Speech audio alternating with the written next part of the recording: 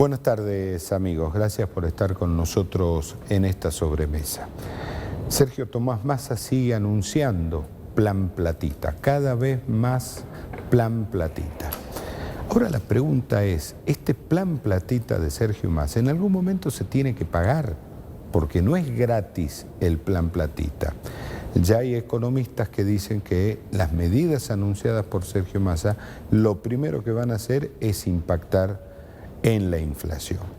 Pero al margen de esto, me parece que hay otra cuestión que me parece sumamente trascendente, y lo hemos conversado infinidad de veces en esta mesa, que tiene que ver que ninguna de estos anuncios impacta de manera directa y positiva en el sector privado.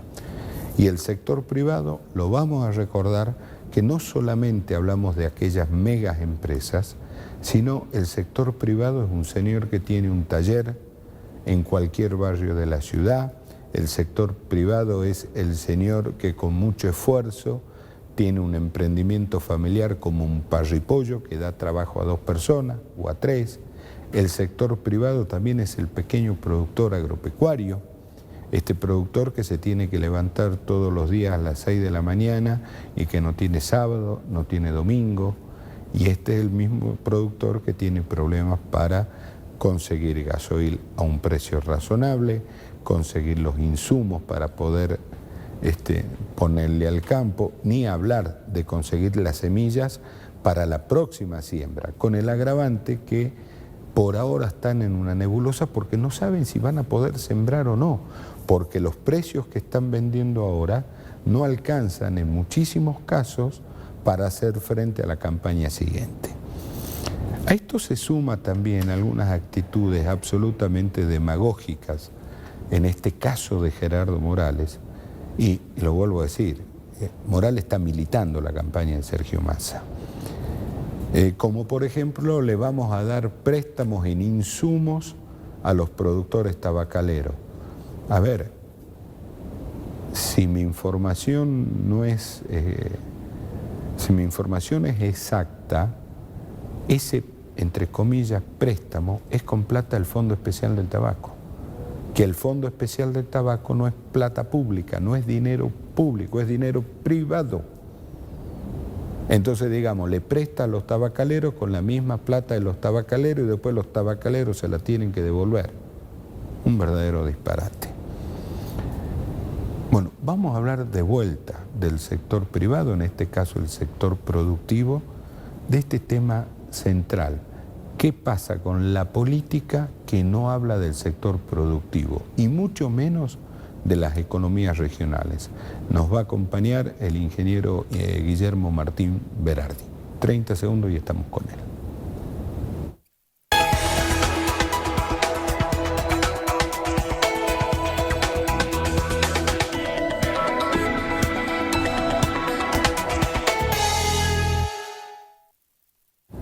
Seguimos en esta sobremesa. Guillermo, gracias por estar con nosotros. Un placer. No, muchas gracias a ustedes por siempre invitarnos. ¿Cómo hacer para que la política hable de las economías regionales? ¿Qué hay que hacer? Yo hace rato que me di cuenta de que la única forma de que los políticos hablen de la producción y de la economía regional es involucrarse en política y tratar de estar de las mesas de decisión desde el lado de la política. Los productores involucrados. Los productores involucrados. Pero ahí hay un serio problema, Guillermo. El productor tiene que levantarse a las 6 de la mañana a trabajar. Totalmente. O sea, o trabaja o se mete en la política. mete en política. Pero así como nosotros también, en su momento hacimos política empresarial y logramos constituir una cooperativa, una cámara del tabaco, una unión cañeros independientes, una sociedad rural y todo lo demás, siempre hay gente que tiene vocación de servicio, vocación de trabajar para los demás, y esa gente es la que tenemos que decir que ya no alcanza con las instituciones productivas que tenemos, ya no alcanza con confederaciones rurales, no alcanza con la Federación Agraria, no alcanza con la Cámara, no alcanza con cooperativa, no alcanza con la Unión Cañero, no alcanza con la Unión Empresaria, si no damos un paso más y entramos en el mundo de la política. porque realmente los políticos viven una realidad paralela, totalmente distinta, inclusive ni siquiera al sector productivo. Para ellos no existe el sector productivo, inclusive viven una realidad paralela con el resto de la población. Ni siquiera están conscientes de lo que le está pasando hoy a la gente en el día a día. Y por acá yo también veo otro problema, no sé si usted coincide conmigo, que la gente que a usted le dice tiene que producir tal cosa, tiene que vender a tal precio, tiene que comprar determinada cuestión, es gente que en su vida ha producido absolutamente nada. No, es gente que no, lo único que ha hecho ha sido vivir de la política y escuchan de oído. Y generalmente son los causantes, en el fondo, de lo que nos está pasando a todos, de lo que nos pasa a nosotros como productores o como empresarios o como fabricantes, digamos, porque nos descabe a todos los sectores lo que le pasa al sector consumidor, que estamos en una etapa donde a ninguno nos sirve. O sea, el productor está fundido y el consumidor está fundido, porque al productor lo que produce, por lo que vende, no le alcanza o no puede producir, no llega a producir porque no tiene los insumos, y al consumidor se le hace cada vez imposible poder llegar a una canasta básica de alimenticia y poder alimentar a sus hijos, a su familia. Nosotros, Andrés, cuando uno toma conciencia de la destrucción que hay de este país, de lo que han hecho con el sector productivo, realmente dan ganas hasta de llorar. Yo digo, nosotros tenemos un insumo que se usaba en el campo, que era lo más común, que es un fertilizante, que es la urea, que se produce básicamente con gas natural. Nosotros en el país hemos llevado tres megafábricas de urea. Le hemos destruido, o sea, el kirchnerismo destruyó las fábricas de urea. Hoy dependemos exclusivamente de importar urea, cuando hemos tenido gas que hemos estado venteando, tirándolo al atmósfera, quemándolo, porque no había gasoducto. Hoy está pasando esto con Campo Durán. Bueno, hoy está pasando eso. En Campo Durán estamos venteando gas. Y una de las fábricas más grandes era de YPF. O sea, la política hizo que YPF, que fabricaba urea y que es el que está venteando y quemando gas, ni siquiera lo esté aprovechando para vender urea, que no solamente para el uso del productor argentino, sino para vender. Tendríamos una fuente de divisa tremenda. Y lo que pasa con urea pasa con un montón de cosas. O sea, la producción, a medida que se aleja del mercado central de Buenos Aires o del puerto de Buenos Aires, ¿la está pasando peor? Y cada vez peor. Cada vez la estamos... A más lejos, peor situación. A más lejos, peor situación. A más lejos, peor situación. No solamente por un tema de flete, sino porque salimos del radar de la gente que toma decisiones. Entonces eso quiere decir que los gobernadores y los legisladores nacionales son tan unitarios como el que más. Totalmente. Yo siempre digo que nosotros tenemos que elegimos legisladores nacionales que terminan yendo a Buenos Aires a transformarse en porteños, porque uno se sienta a hablar con ellos y nos terminan hablando de la problemática del riachuelo o de la circunvalación de Buenos Aires o de la Matanza, y se olvidan de los problemas que tenemos en las provincias. Vamos a un problema puntual. Sergio Tomás Massa anunció que no hay más retenciones para la exportación del tabaco. A usted, sí, como un pequeño productor, ¿en qué lo beneficia? En nada. O sea, en teoría sí. En teoría me beneficiaría porque hoy el tabaco tiene una retención de exportación del 12%. El problema es que nos va a pasar lo mismo que cuando anunció el dólar agro, que también abarcaba el tabaco. O sea, eso, ¿quién se lo termina apropiando? Los exportadores. Desgraciadamente... O sea, esto no llega al productor. No llega al productor. No llega al productor. Nosotros estamos teniendo un problema serio, digamos, de manejo de precio. Cuando se termina de fijar el precio los últimos años, cuando se termina la cosecha, después de una pelea muy grande con los compradores, nosotros es como que usted entregó toda su producción, recién le van a decir cuánto le van a pagar, y encima se toman 3 meses más para pagarnos lo que ya han nos han comprado hace 6 meses. Bueno, entonces vamos a esto, ¿sí? Entonces esta quita de retención favorece a los grandes dealers. ¿Sí? Esto va a favorecer a los dealers. Esperemos que en una de esas tengan ganas de transferirnos algo. Bien, entonces va la segunda pregunta. Y esto lo dijo Massa, que el primero que llamó para felicitarlo fue Morales. ¿De qué lo felicitó? Y lo felicitó de una medida que no deja de ser una muy buena propaganda, digamos, un muy buen anuncio. Porque si no impacta en el pequeño productor... Supongamos que como no conoce lo hecho de buena fe y cree que nos va a servir al productor, bueno, alguien le tiene que decir que al productor no nos va a servir tanto. Y lo mismo nos está pasando con la otra parte del negocio, que es el Fondo Especial del Tabaco. O sea, el Fondo Especial del Tabaco viene cada vez significando mucho menor ingreso que lo que debería ser y lo que necesita el productor. El Fondo Especial del Tabaco se hizo una ley que se llamó, vamos a decir, Ley Masalín, que en la jerga, donde se sacó una ley donde todas las cigarrilleras deben tributar en base al cigarrillo más vendido, que en ese momento era un cigarrillo muy conocido de unos cowboys, digamos, que andan. El Marlboro. El Marlboro. Entonces obligaban a todas las empresas cigarrilleras, grandes, chicas, que tributen como si vendieran Marlboro. Es como que yo le diga, mire, yo fabrico Fiat 600, pero usted tiene que tributar como si vendiera Ferrari. ¿Qué es lo que pasó? Que las empresas cigarrilleras chicas empezaron a meter leyes de recursos de amparo. La Corte consideró que era lógico ese amparo y le dio. Conclusión. No pagan las cigarrilleras chicas. No pagan las cigarrilleras chicas, que hoy es un volumen muy importante representa un volumen muy importante de la venta del cigarrillo. Entonces, todo ese tema hay que empezar a volverlo a tratar y decir, che, esto no dio resultado.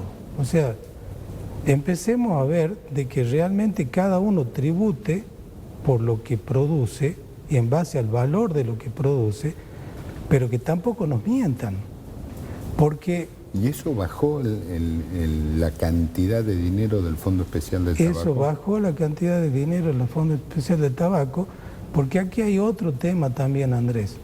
O sea, que el sector cigarrillero es uno de los pocos sectores que tributa en base a una declaración jurada hecha por ellos mismos. O sea, yo no sé cuántos sectores van a la AFIP y le dicen, mira, yo te juro por Diosito que yo he vendido 10 paquetitos. A nosotros nos controlan hasta cuántos camiones salen, cuántos entran, y a todo el mundo. Entonces, pero el sector cigarrillero, él dice, mira, me he vendido 10 paquetes, el otro día, y la AFIP dice, bueno, y le firma. ¿Qué pasa con el control? Porque así como nosotros... Es como el litio, ¿no? Es como el litio. O sea, la empresa dice, he vendido 5 kilos de litio. ¿Y quién lo controló? Nadie. Entonces, el sector, el Fondo Especial del Tabaco es el 7% del precio del cigarrillo, que a su vez tiene un 70% de impuesto. O sea, si usted compra un paquete de cigarrillo de 1.000 pesos, 700 pesos son impuestos.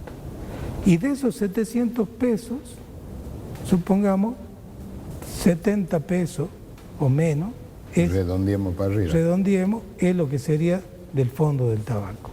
O sea, si el sector tabacalero en su conjunto está dejando de percibir casi 2.000 millones de pesos por mes del Fondo Especial del Tabaco, entre las declaraciones juradas, los recursos de amparo y todo lo demás, quiere decir que el gobierno nacional está dejando de percibir 20.000 millones de pesos por mes. Perdón, Guillermo, pero eso no es gratis. Bueno, yo digo que... Déjemelo pensar, esas cosas sí, no pueden ser gratis. Sí, no hay forma que sean yo gratis. digo que están descuidados los muchachos, tienen otras cuestiones quizás más importantes y no la están viendo. Ahora, la merma en la cantidad de hectáreas plantadas de tabaco, ¿también impacta en el fondo? y termina impactando en el fondo.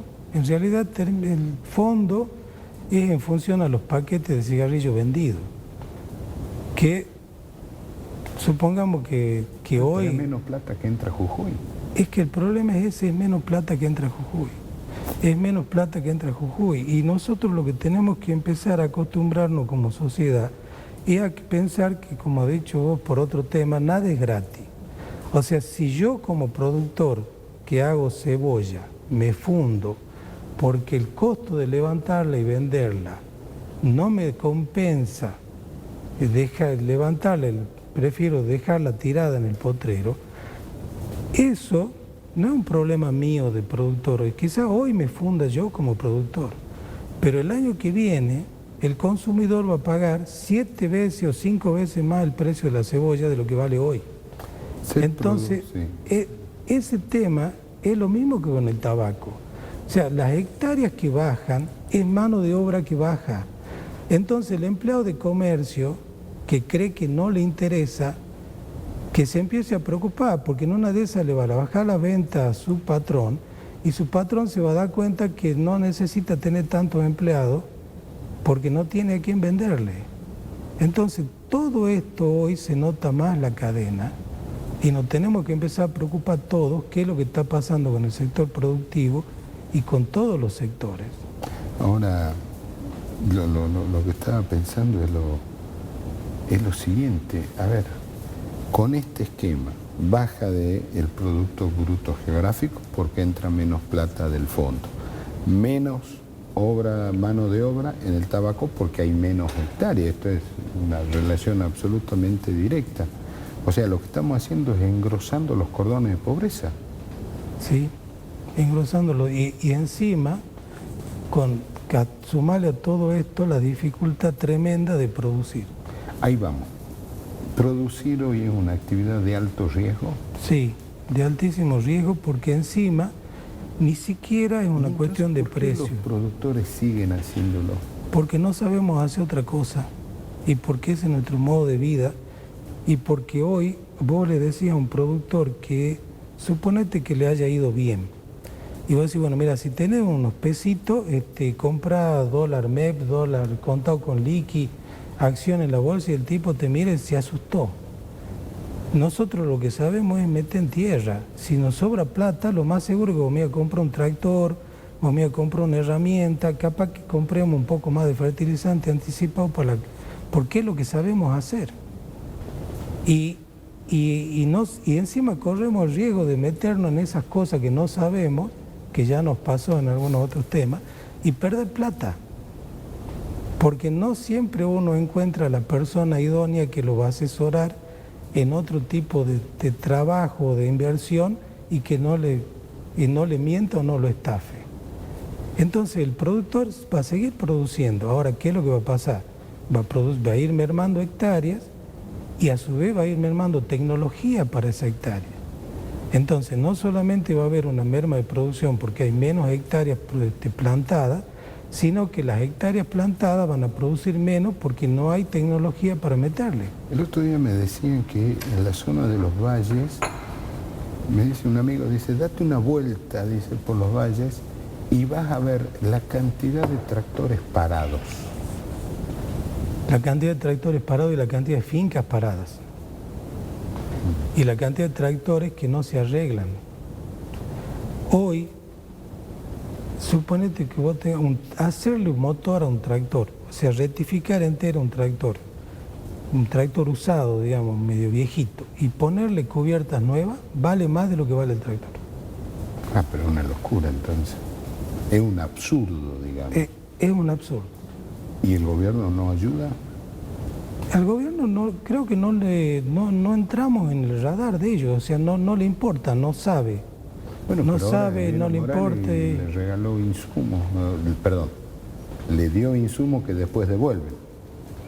Hay una parte del fondo que es el 20% que se usa para planes, parte de esa plata la usó, digamos, Jujuy, hace una especie de fondo, entre comillas, revolvente, que no es revolvente, donde usan esa plata del fondo para comprar insumos y prestárnoslo a nosotros mismos. Bueno, pero no a todos. sea, no es que le presten a todos, se le presta a determinada cantidad de productores. Pero ese productor hay que devolverlo, o sea, en realidad le sacan a todos los productores un porcentaje del fondo para prestarle a algunos productores que encima lo tienen que devolver. Es un negocio redondo. O sea, es un cuento chino esto. Es un cuento chino. Es un cuento chino. Entonces... Y aquellos productores que no estén en este radar de beneficencia, ¿cómo hacen para comprar los insumos? Y tenés que tratar de tener crédito, tener cara, tener plata. Y ese es el otro tema. Entonces, el que no tiene crédito, que crédito prácticamente no hay. O sea, crédito es hoy lo máximo 30 días, exageradamente, siendo amiguísimo del tipo que te vende y encima arriesgándote a que a los 30 días te diga, che, mira, hubo una fluctuación del cambio, tiene que poner la diferencia. Y si no, y por eso la gente le alcanza para menos. Entonces el que hacía 50 hectáreas va a hacer 40. Y el que hacía 40 hace 20. Y es así. O sea, es una espiral que se va haciendo. Entonces cuando uno dice, bueno, che, yo hoy cobro el fondo y no me alcanza para nada. ¿Y cómo se hace para pagar, por ejemplo, los jornales? Y sacando crédito en los bancos, mal vendiendo cosas. Usted, fíjese la cantidad de ventas de lotes. ¿Cada cuántos días tienen que pagar el jornal? Bueno, hay productores que pagan semanal, otros quincenal, pero la mayoría, el que paga mensual da un muy buen anticipo quincenal, porque tampoco a la otra gente le alcanza. O sea, no, por supuesto. A nuestro obrero le sirve más cobrar semanal porque el deterioro de su sueldo es menor. Claro. En realidad es ese. Entonces, él cobra los días sábados o los días viernes y con esa plata va urgente y lo invierte, paga su cuotita de su televisor, de su motito y compra alimento. El campo es un circuito virtuoso, ¿no? Cuando se mueve. Sí. El campo genera muchísimo trabajo a la vuelta del campo. Si usted tiene que arreglar su tractor, ¿lo manda a Buenos Aires o lo arregla en el pueblo cercano? Nosotros lo arreglamos toda la vuelta. Así usted ve cómo ha crecido el polo metal mecánico entre Perico, Santo Domingo y Monterrico. O sea, hay montones de talleres más grandes, más chiquitos, que viven del sector productivo. Y que, bueno, de vez en cuando hacen alguna otra cosa, pero viven del sector productivo. O sea, si no hay tractores para arreglar, esta gente tiene que cerrar. Si no hay tractores para arreglar, si no hay máquinas para arreglar, si no hay maquinitas, uno siempre va fabricando algo, esa gente cierra. Y son talleres que ocupan desde 15 personas hasta 3 personas. Pero hay mucha gente que vive de ese sector. Micropymes, digamos. Son micropymes. Gracias. Que tampoco reciben ninguno de estos beneficios. O sea, uno escucha todos estos anuncios de que yo te doy el crédito, que esto, que lo otro, que lo otro. Entonces vos decías, ¿a quién me...? Ah, no, yo soy responsable en cripto. Ah, no, a vos no te doy nada. Y la reducción de ganancias, no es para vos. ¿Y qué para mí? Es que no sabe, volvemos al primer tema. Esta gente no tiene idea de lo que es producir porque en su vida han producido nada. Nunca. Una cosa es producir y otra cosa es pasar por el cajero. André, acá nosotros hemos tenido 20 años de kirchnerismo, 20 años donde han vilipendiado y nos han dicho de todos los productores agropecuarios. Desde oligarca, sí, desde los piquetes de la riqueza, de la abundancia. Han llegado a decir de que ni siquiera importábamos en el PBI, que si el campo estaba bien y si no, no importaba. Y resulta que hoy con una sequía tremenda nos dicen que no hay dólares porque el campo no produjo. Entonces, ¿cómo es el tema? ¿Importamos o no importamos? Ahora, si han visto que por culpa de la sequía el campo no produjo, no se exportó y no hay dólares. Che, ¿por qué no nos siguen ayudando? ¿Por qué se autoriza que se importe iPhone y no se importan cubiertas para tractores? ¿Saben por qué?